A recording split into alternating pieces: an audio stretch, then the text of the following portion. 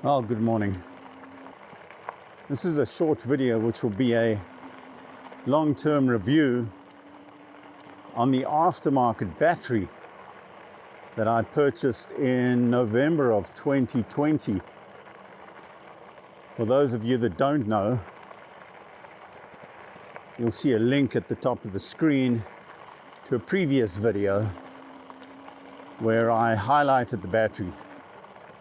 It's a plug-and-play battery for RAD power bikes, and it had more capacity than the original. The original, which was a 672 watt hour and 48 volt, 14 amp hour, and the new one is a 48 volt, 20 amp hour. So that gives me 960 watt hours, or 40% more capacity. I've done 104 rides since acquiring the battery.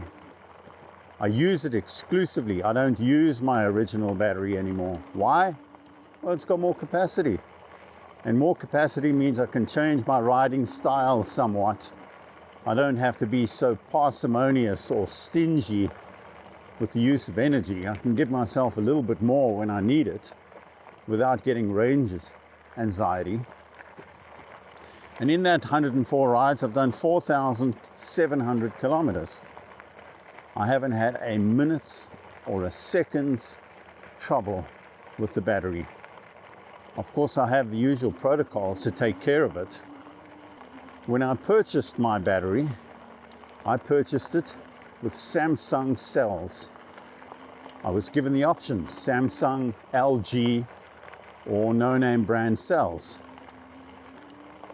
Take the more reputable cells. But getting back to the battery, I've done 104 rides, 4,700 kilometers, and on average, it has given me 33.5% greater capacity. I know you do the calculation as 40%. The difference indicates that I'm obviously riding slightly differently. I think it's a fantastic battery. You'll see in the front of the bike here, I'm not sure if the camera's picking that up, but I've strapped the original to the front of the bike, and I will do a little comparison for you shortly to show you the differences between the two. The aftermarket battery, in my opinion, it's a unit pack power, one of the larger manufacturers, is absolutely great. Comes with great features, hasn't let me down at all.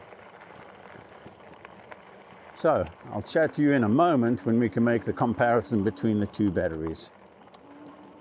On the left, we've got the original RAD power bike battery, and on the right, we've got the UPP, the aftermarket battery. That gives you a good overview of the size difference. It's slightly taller, but you'll see that the connection at the bottom is identical. You'll see they use the same key setup. Obviously it comes with a different key, but it's the same type of key.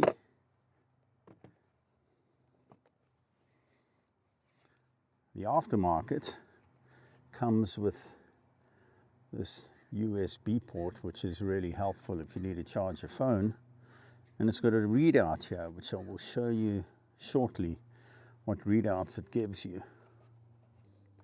Charging port on the RAD battery and the charging port on the aftermarket battery. They're identical.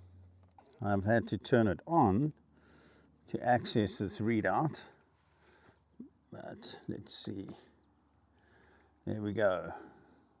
So it tells me there's 70%, 54% capacity left, or 48.8 volts.